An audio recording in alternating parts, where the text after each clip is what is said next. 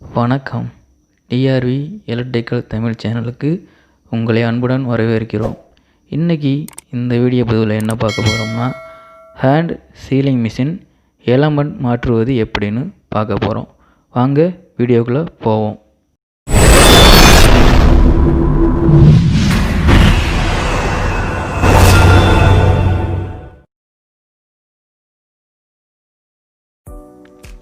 இந்த இருக்க அந்த மிஷினு நம்ம அந்த ஸ்க்ரூவை கழட்டிக்கிடுவோம். ரெண்டு பக்கம் உள்ள ஸ்க்ரூவை கழட்டிக்கிட்டு அந்த நடுவில் உள்ள பேப்பரை எடுத்துருவோம்.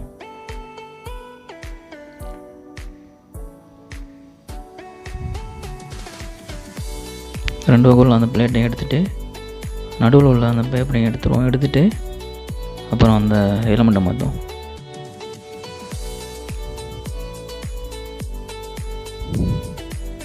அந்த ஸ்க்ரூவை கழட்டிக்கிடுவோம். ஏன்னா இந்த பக்கமும் இந்த எண்டு அந்த எண்டு தான் இதை மாட்டணும். ஆனால் அந்த ஸ்க்ரூவை கழட்டி எடுத்துக்கிடுவோம். இது அந்த பழைய பேப்பரு. எலமெண்ட் அதிகமான சூடுனால அது எரிஞ்சு போச்சு.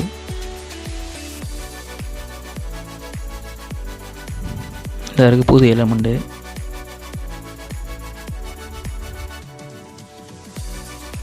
இது நம்ம ஈஸியாகவே மாற்றலாம். இது ஒன்றும் பெரிய கஷ்டமாக கிடையாது. அந்த உள்ளே இருக்குது பாருங்கள் அந்த ஊக்கு, அதில் ஒரு எண்டை அதில் மாட்டிக்கிறேன்னு,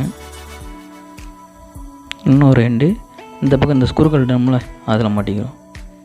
அது டைட்டாக இருக்கும். கொஞ்சம் இழுத்து பிடிச்சி அந்த ஸ்க்ரூவை டைட் வைக்கணும்.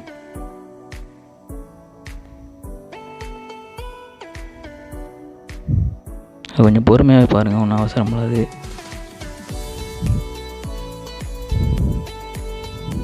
அது டைட்டாக தான் இருக்கும். கொஞ்சம் இழுத்து பிடிச்சி ஸ்க்ரூவை டைட் வைக்கணும். ஏன்னா அது லூஸாக இருந்துச்சுன்னா அந்த எலமெண்ட்டு ஸ்பார்க் ஆகி சீக்கிரம் போயிடும். டைட்டாக தான் இருக்கும். அது கொஞ்சம் இழுத்து பிடிக்கணும். இப்போ அந்த மேலே அந்த பேப்பரை வச்சுருவோம்.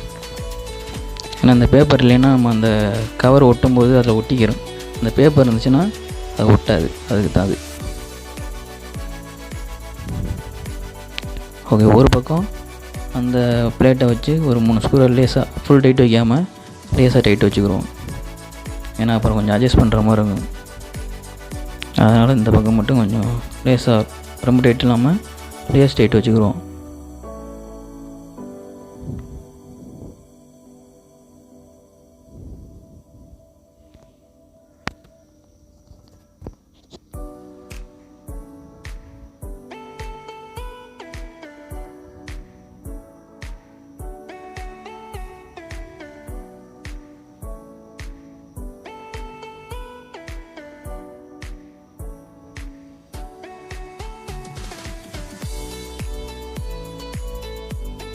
பேப்பர் கொஞ்சம் நல்லா நேராக சரியாக ரெண்டு பக்கம் சென்டராக சரி பண்ணி வச்சுக்கிறோம். டைட்டாக இருக்கணும், அப்போ தான் கரெக்டாக பிடிக்கும். அதனால தான் இப்போ அந்த பக்கம் திருப்பிட்டு இந்த பக்கம் அந்த பிளேட்டை வச்சு ஸ்க்ரூவை கொஞ்சம் டைட் வச்சுக்கிறோம்.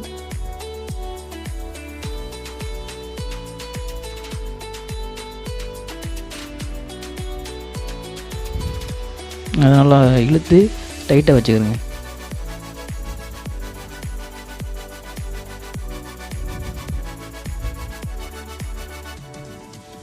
ஏன்னா நம்ம அந்த பக்கம் அந்த ஸ்க்ரூ டைட் வைக்கல, லேஸ் டைட்டு தான் வச்சுருக்கு. அதே மாதிரி இந்த பக்கம் கொஞ்சம் லேசாக டைட் வச்சுக்கிட்டு நல்லா சென்டராக பிடிச்சி ரெண்டு பக்கமும் அமுக்கி நல்லா டைட்டாக அந்த பேப்பரை பிடிச்சிக்கிட்டு இந்த பக்கமும் அந்த பக்கம் மாற்றி டைட் வச்சுக்கலாம்.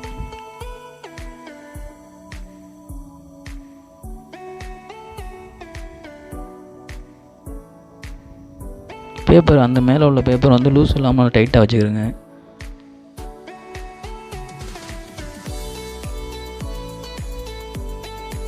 இப்போ ரெண்டு பக்கம் டைட் வச்சுக்கிறோம். ஓகே, நல்லா டைட் ஆகிடுச்சு. இப்போ பார்த்தீங்கன்னா இதில் அதிகமாக அந்த டைமர் வந்து ஏற்றினீங்கன்னா அதிகமாக சூடாகி அந்த எலமெண்ட் வந்து சீக்கிரம் கட் ஆகிடும். அதிகபட்சம் 5 செகண்டு 6 செகண்டு அந்த மாதிரி வச்சுக்கிறோங்க. ஒரு நார்மலாக உள்ள பேப்பர்னா ரொம்ப திக்னஸ் அதிகமாக இருந்துச்சுன்னா அது இந்த மாதிரி இன்னும் ஒரு கூட 2 பாயிண்ட் 1 பாயிண்ட் சேர்த்துக்கிறேங்க. அதிகமாக வச்சிங்கன்னா அந்த ஹீட் ஆகி அந்த எலமெண்ட் வந்து கட் ஆகிடும். அதுதான் அதிகமாக போகிற காரணம். இப்போ நம்ம பவர் சப்ளையை கொடுத்து செக் பண்ணிட்டு ஒட்டி பார்ப்போம் எப்படி ஒட்டுதுன்னு.